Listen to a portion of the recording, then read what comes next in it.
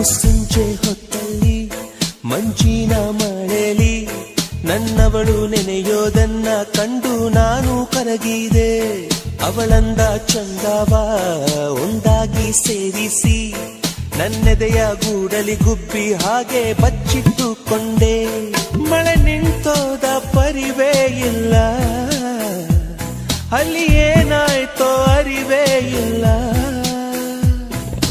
ಎಷ್ಟು ಮಾತುಗಳು ಎದೆಯಲ್ಲಿ ಉಕ್ಕಿ ಬಂತು, ಬಾಯಿ ತೆರೆದೆ ತುಟಿ ಮೇಲೆ ತುಟಿ ಒತ್ತಿ ಹಾರಿ ಹೋದಳು.